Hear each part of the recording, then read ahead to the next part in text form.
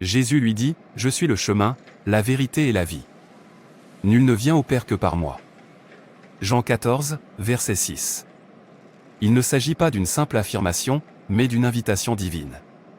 Le Christ déclare qu'il est le seul chemin vers Dieu, la source de la vérité et le donateur de la vie éternelle. Pourtant, pour emprunter ce chemin, nous devons d'abord nous détourner du péché. Nous détourner du péché de méchanceté, du péché de haine, du péché de jalousie, du péché de mensonge, de toute forme de péché. Alors seulement pourrons-nous pleinement accueillir la vie, la joie et l'espérance que le Christ nous offre. Voici Pierre, mon employé. L'avez-vous fait?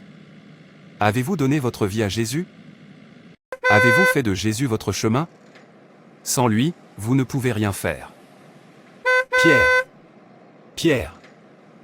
Bonjour monsieur. Vous ne venez pas travailler aujourd'hui. Monsieur, je suis déjà en route.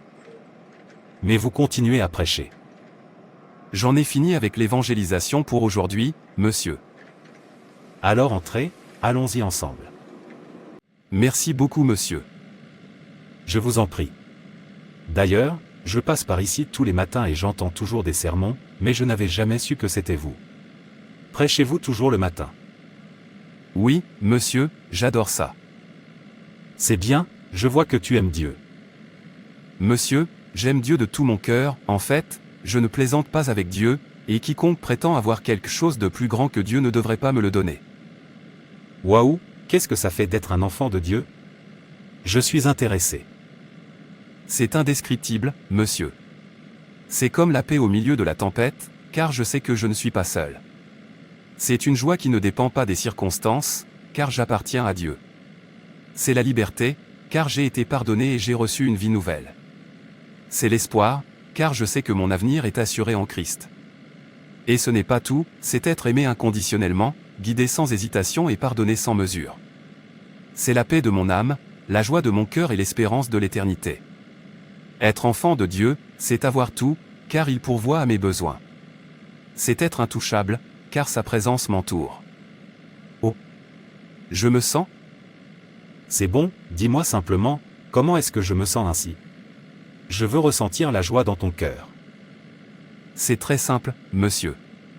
Vous pouvez ressentir cette joie en ouvrant votre cœur à Dieu. Cela commence par la repentance au se détourner de ce qui vous sépare de lui et ensuite par la confiance en Jésus, qui a dit « Je suis le chemin, la vérité et la vie ». Lorsque vous l'invitez dans votre vie, sa présence vous remplit de paix, sa vérité vous libère et son amour vous donne une joie que rien au monde ne peut vous ravir. Êtes-vous toujours prêt? Tout à fait prêt. Récitez cette prière avec moi. Seigneur Jésus, je viens à toi aujourd'hui avec un cœur ouvert. Je confesse mes péchés et je m'en détourne. Je crois que tu es le chemin, la vérité et la vie, et que nul ne vient au Père que par toi. Pardonne-moi, purifie-moi et transforme-moi.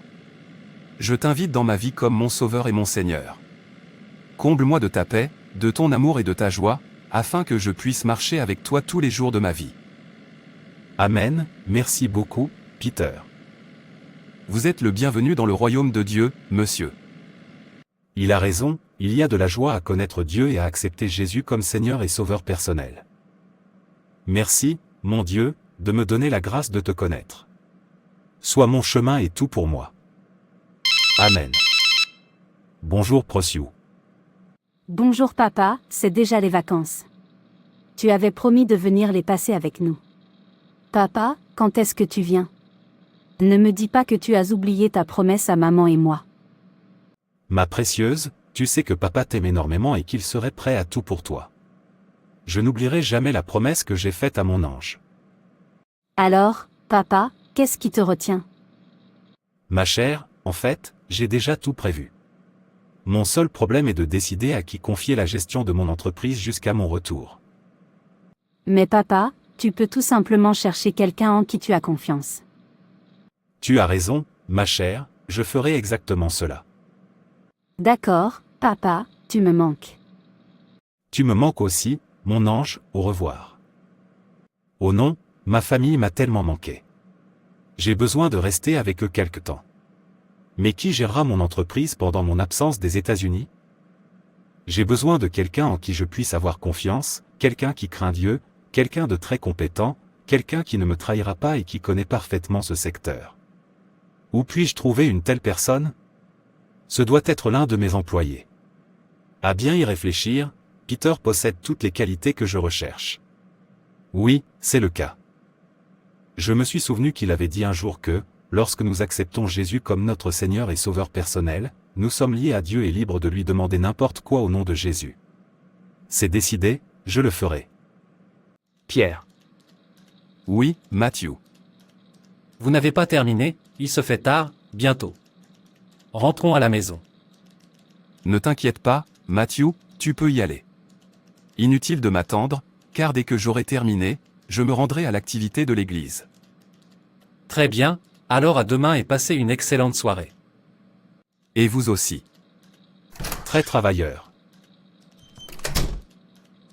Ô Dieu, je te remercie de m'avoir conduit jusqu'ici, sois glorifié. Seigneur, tu m'as accordé tout ce que je te demandais. Tu m'as élevé au-delà de toute espérance. Je suis si heureux.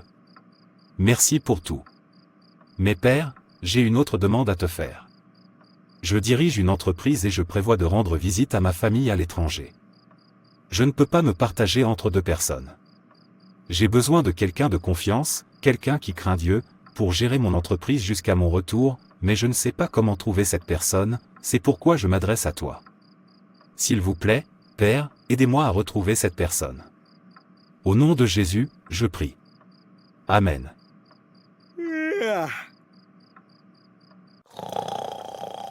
Monsieur, vous êtes de retour des États-Unis, veuillez prendre place. Je vais m'occuper de vous. Merci, Matthew. Matthew. J'ai rêvé que Matthew me demandait de reprendre ma place, mais... Pourquoi Matthieu? Pourquoi pas Pierre? Pierre est un enfant de Dieu, il craint Dieu, il est de bonne moralité, il ne se comporte pas mal comme les autres, il prend son travail très au sérieux, et surtout, il aime Dieu d'un amour profond. Je ne crois pas qu'il lui manque quoi que ce soit, alors pourquoi rêverais-je de Matthieu plutôt que de Pierre, le serviteur du Dieu Très-Haut? Peut-être n'est-ce qu'un rêve. Non, ai-je prié? Oh, il se fait tard, je dois me dépêcher d'aller au bureau. Il y a des choses dont je dois m'occuper avant de voyager. Cet homme, quittez la route. Si vous ne savez pas conduire, garez votre voiture et cessez de gêner les autres. Volez si vous voulez. Mon ami, quitte la route, tu ne sais pas conduire.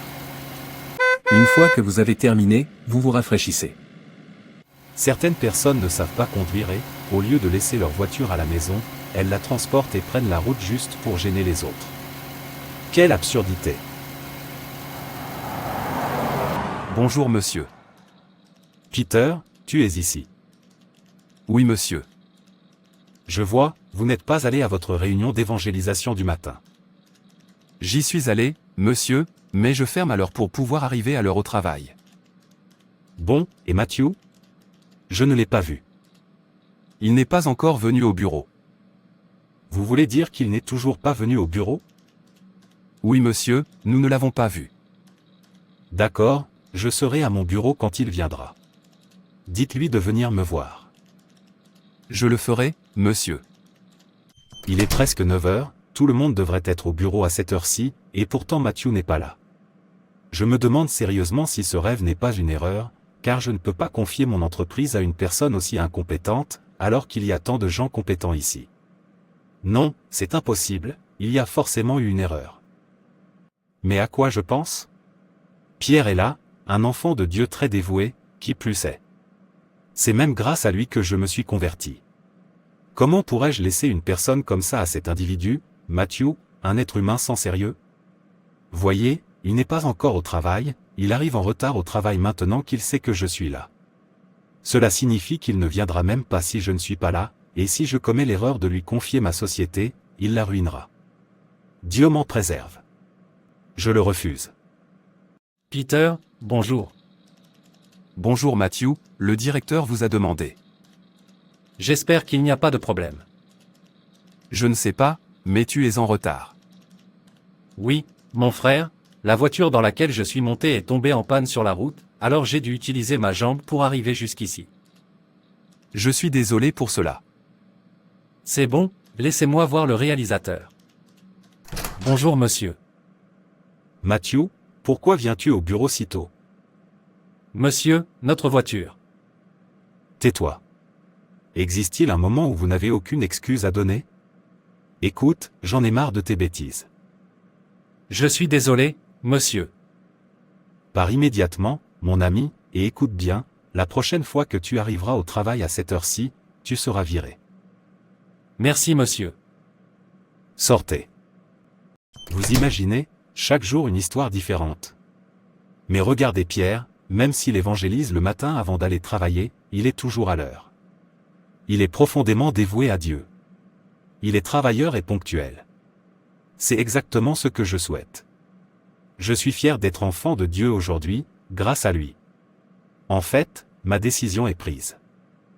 Que quelqu'un appelle Pierre pour moi. Peter, le réalisateur vous cherche. D'accord, j'arrive tout de suite.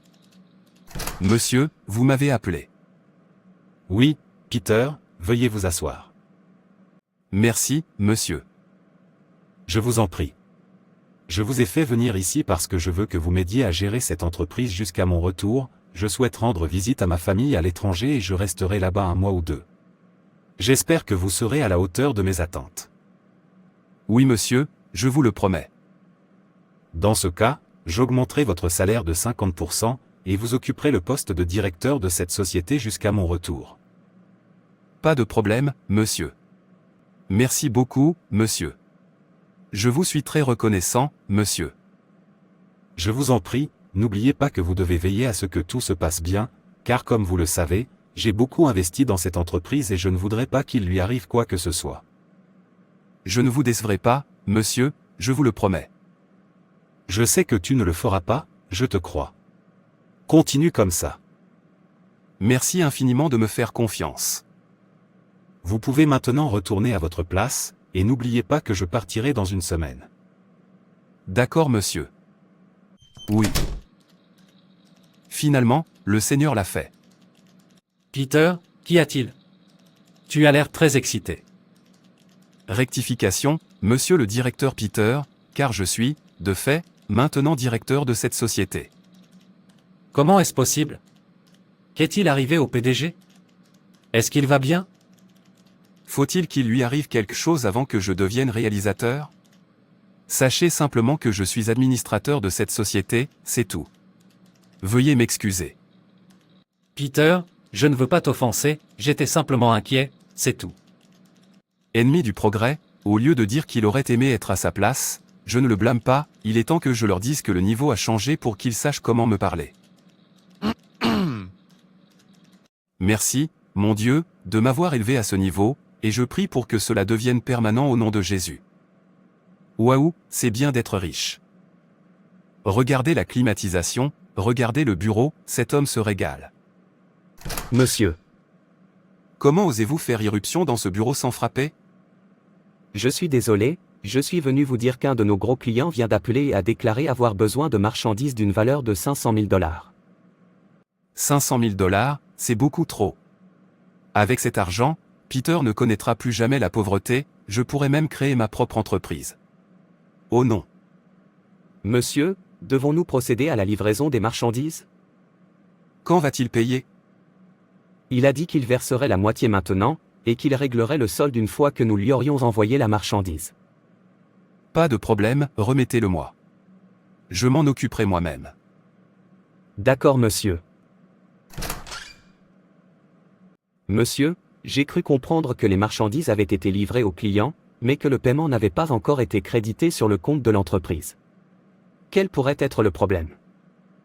Retournez à votre table, et n'oubliez pas que je suis toujours le directeur de cette société et que je ne devrais pas répondre à ce genre de questions. Monsieur, Sortez. que se passe-t-il? Pourquoi change-t-il tout? Que manigance-t-il vraiment? Qu'est-ce qu'il y a? Pourquoi es-tu si énervé? Depuis le départ de notre directeur et sa transition vers Peter, l'argent que nous gagnons n'arrive plus sur le compte de l'entreprise. Mais pourquoi? Où va l'argent s'il n'est pas sur le compte de l'entreprise? Je ne sais pas ce qui se passe, pourvu que ce ne soit pas ce que je pense, car j'ai toujours su que Peter n'était pas celui qu'il prétend être, mais ce que je ne comprends pas, c'est pourquoi le PDG l'a choisi lui plutôt que tous les autres ici. Vous insinuez qu'il pourrait transférer l'argent sur son compte personnel. C'est exactement ce qui se passe. Comment expliquer cela autrement? Mais Peter est un enfant de Dieu, et notre directeur lui a confié les rênes parce qu'il lui faisait confiance. Pourquoi trahirait-il quelqu'un qui lui fait autant confiance? Ce n'est pas juste. De toute façon, je ne crois toujours pas que Peter fera ça, mais je vais lui parler. Il est peut-être en train de préparer un grand projet pour l'entreprise. Vous allez parler à qui? Vous ne voyez pas son regard. A-t-il l'air d'être quelqu'un qui écoute? Vous devriez plutôt parler de comment obtenir les coordonnées de notre directeur avant que la situation ne dégénère. Attendez, laissez-moi d'abord lui parler. Je crois toujours qu'il a peut-être un bon plan. Quel est son plan? Il se comporte comme s'il était le propriétaire de cette entreprise. Je serai de retour. Si je rate cette occasion, je ne pense pas en avoir d'autres, je dois donc saisir celle-ci au mieux. Pierre. Ne vous avais-je pas prévenu de ne plus m'appeler ainsi? Je suis le directeur de cette société, vous devriez le savoir. Je suis désolé. Pourquoi êtes-vous ici? Faites vite, j'ai beaucoup de travail. Certains produits en stock sont épuisés, nous devrions les remplacer, mais nous n'avons pas l'argent, alors que se passe-t-il? Êtes-vous ici pour me questionner? Depuis quand vous dois-je une explication? Ce n'est pas comme ça, c'est juste que notre directeur vous faisait tellement confiance, et je sais qu'en tant qu'enfant de Dieu, vous savez qu'il est mal de trahir quelqu'un qui vous fait autant confiance. Comment osez-vous me parler ainsi? En fait, vous êtes licencié, quittez cette entreprise dès maintenant. Peter, tu ne peux pas me licencier, je ne fais jamais rien de mal, et puis, ce n'est pas toi qui m'emploie. Vous verrez bien, et pour votre information, je ne veux pas vous voir ici demain, sinon, j'appellerai la police. Maintenant, sortez. Sachez simplement que Dieu vous observe, et qu'il n'y a rien que l'on puisse faire dans cette vie sans qu'il en rende compte. J'ai dit, sortez, sortez. Quand est-il devenu ce monstre? Oh non, il faut absolument qu'on trouve les coordonnées du directeur, sinon, il va fermer cette boîte. Il commence à me soupçonner, je dois quitter ce pays avant que cet homme ne revienne et ne découvre tout. Je vais avoir des ennuis. Si cela arrive, et je ne peux pas me permettre de perdre tout ce que j'ai accumulé, je vous en prie, l'occasion ne se présente qu'une fois. Au revoir tout le monde, je dois commencer une nouvelle vie. Vous voyez, il ne vient plus. Je soupçonne qu'il s'est enfui. Quel dommage. Que dira-t-on au réalisateur à son retour? Je l'ai déjà appelé. Je suis allé chez son ami pour l'en informer. Ne t'inquiète pas, Peter n'ira pas loin. Oh non. Que racontez-vous? Que Peter a fait? Je lui faisais confiance, comment a-t-il pu s'enfuir avec mon argent? Nous sommes désolés, monsieur. Nous n'avons jamais su qu'il était un criminel. Oh non. Être chrétien, c'est donc ça? Alors ce sont tous des criminels. Si c'est le cas, j'arrête. Je n'aurais jamais cru qu'être enfant de Dieu signifiait être un criminel, et je me suis laissé berner. Mais monsieur, Dieu n'y est pour rien, il n'est pas un homme, vous vous souvenez? Taisez-vous et foutez le camp d'ici, vous tous. Il ne s'en tirera pas comme ça, je le lui promets. Bonjour monsieur. Bonjour agent, vous avez tout vu. Assurez-vous qu'il soit retrouvé. Je veux mon argent. Peu importe où il se cache, même s'il se réfugie dans un arbre, entrez et arrêtez-le. Il ne doit pas s'échapper. Fouillez partout et ramenez-moi ce criminel. Je ne savais pas qu'ils étaient tous des criminels. Je me suis laissé berner. Oh non. Nous y travaillons déjà, monsieur, et je vous promets que nous vous donnerons bientôt de bonnes nouvelles. Donne ta vie à Jésus, donne ta vie à Jésus, ce sont tous des criminels. Si seulement j'avais su plus tôt. Oh non, si je revois l'un d'eux, je l'étranglerai. Si se soumettre à Jésus, c'est ça, je n'en veux pas, je vous en prie. Mon ami, qu'est-ce que j'ai entendu? Ce voleur qui prétendait être un enfant de Dieu s'est enfui avec mon argent. Je lui faisais confiance, je me suis laissé berner en m'emmenant vers leur Jésus. Je n'aurais jamais cru que le christianisme puisse être criminel. Non. Il n'en est pas ainsi, n'offensez pas Dieu à cause du péché d'un homme. Que voulez-vous dire par n'est-il pas un enfant de Dieu? Regarde comment il me récompense pour ma bonté. Je lui faisais confiance de tout mon cœur, et il m'a trahi. Votre confiance doit reposer uniquement sur Dieu, et non sur les hommes. De plus, vous auriez dû demander à Dieu de vous guider, vous auriez dû prier avant de vous en remettre à lui. Je l'ai fait, j'ai prié et... Oh non. Et quoi? Continuez. J'ai rêvé que c'était à Matthieu que Dieu voulait que je confie les rênes. Mais pourquoi avez-vous désobéi? Pourquoi ne suivez-vous pas la voie de Dieu? Parce que je ne comprends pas, Peter était tellement bon, il était très dévoué à Dieu, travailleur et craignait Dieu, arrivant toujours à l'heure au travail.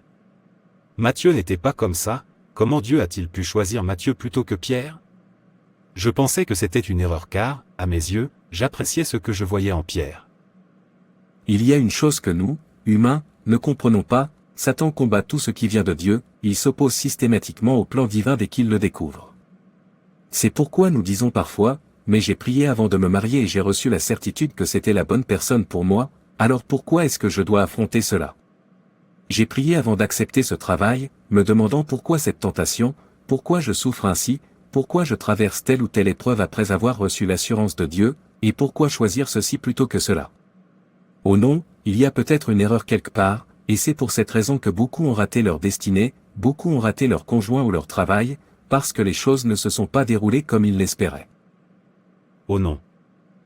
Les dons ou les réponses de Dieu se présentent parfois sous une forme détournée, et si l'on y prend garde, on peut se tromper. Pour surmonter ces obstacles, il faut toujours garder à l'esprit que Dieu ne se trompe jamais. Puisque Dieu ne se trompe jamais et que vous avez reçu de lui une réponse ou un signe indiquant que c'est la solution, quelle que soit la manière dont cela se présente, acceptez-le sans questionnement. N'oubliez pas non plus que Satan lutte sans cesse contre les plans de Dieu pour nous. C'est pourquoi nous devons agir par la foi et non par la vue, car il ne nous trompera pas, sachant que les voies de Dieu sont impénétrables. Ne vous demandez pas pourquoi cela doit se présenter sous une forme détournée, sachez simplement que Satan ne doit pas interférer avec les plans de Dieu pour nous. C'est pourquoi Dieu nous les présentera de manière à désorienter Satan, car Dieu sait que s'il nous présente notre destinée, la réponse à notre prière exactement comme nous le souhaitons, Satan nous en empêchera. C'est pourquoi Satan échoue toujours. Oh. Ainsi, pour réussir en tant qu'enfant de Dieu, il faut lui faire confiance uniquement, car il ne ment pas, ne faillit pas et ne commet pas d'erreur. Il n'est pas un être humain limité à ce qui lui est permis de voir ou de savoir, et incapable de franchir les limites qui lui sont fixées. Dieu sait tout du début à la fin. Lorsqu'il dit va, mets-toi en route et ne te retourne jamais, quoi qu'il arrive, même si le chemin est semé d'embûches. Continue d'avancer, sans te retourner. Et lorsqu'il dit n'y va pas, ne te laisse pas tromper par les ruses de Satan, ne te laisse pas séduire par les apparences. Si c'était bon, Dieu ne t'aurait pas dit n'y va pas, et si c'était mauvais, Dieu ne t'aurait pas dit va. Les voies de Dieu sont si vastes qu'aucun homme ne peut les comprendre, il n'est pas un homme. Ne discute pas avec lui, fais-lui confiance et obéis. Alors seulement trouveras-tu la paix au bout du chemin, même si au début tu n'aimeras peut-être pas, mais finalement, ce sera exactement ce que tu désires. Voilà pourquoi il est Dieu. C'est entièrement de ma faute, mais je ne comprends pas. Pierre a l'air si innocent et accomplit l'œuvre de Dieu, contrairement à Matthieu, alors je suis devenu confus et je me suis demandé, pourquoi Matthieu ne montrerait-il aucune proximité avec Dieu, et n'arriverait même pas à l'heure au travail? La réponse est très simple, certains prétendent aimer Dieu, mais face à l'épreuve ou à la moindre tentation, ils le renient sans hésiter, et Dieu le sait. Bien qu'il existe des personnes qui, même si elles ne se sont pas repenties ou n'ont pas cédé à Jésus, une fois qu'elles ont décidé de se soumettre à Dieu, quelles que soient les épreuves ou les tentations qui se présentent à elles continueront à défendre Dieu, même jetées dans le feu, ils resteront debout, et Dieu le sait.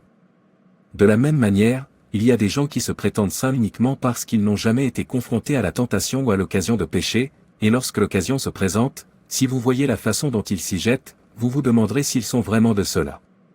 De la même manière, il y a des gens qui, bien qu'ils paraissent pécheurs, cachent au fond de leur cœur la crainte de Dieu, s'ils se soumettaient enfin à Dieu, même brûlés vifs, ils ne transigeraient jamais, ils préféreraient mourir plutôt que de décevoir Dieu. Dieu le sait. C'est pourquoi ses voies sont différentes de celles des hommes. Il voit du début à la fin, tandis que les humains sont limités. C'est pourquoi vous ne devez faire confiance qu'à Dieu, et non aux hommes. Proverbe 3, versets 5 à 6. Confie-toi en l'Éternel de tout ton cœur, et ne t'appuie pas sur ta propre intelligence, reconnais-le dans toutes tes voies, et il aplanira tes sentiers. Nul besoin de discuter, faites confiance et obéissez. Pardonne-moi, Seigneur, de ne pas t'avoir donné l'occasion de me guider. Désormais, je ne suivrai que ta direction, car tu n'es pas celui qui peut t'égarer. Amen. Bonjour, agent. Le criminel a été appréhendé alors qu'il tentait de fuir le pays. Accorde-moi la grâce de mieux te connaître, ô Dieu. À qui faites-vous confiance, aux hommes ou à Dieu? Qui vous guide, Dieu ou les hommes? Si ce sont les hommes, pourquoi blâmer Dieu quand vous ne l'écoutez pas? Pourquoi tourner le dos à Dieu quand c'est votre propre faute? Pourquoi haïr Dieu quand vous ne lui faites pas confiance et ne lui obéissez pas? Pourquoi être en colère contre Dieu pour les actes d'un autre homme? Cette personne n'est qu'un homme, pas Dieu. Jérémie 17, versets 7 et 8, dit « Heureux l'homme qui se confie en l'Éternel, celui dont l'espérance est en lui.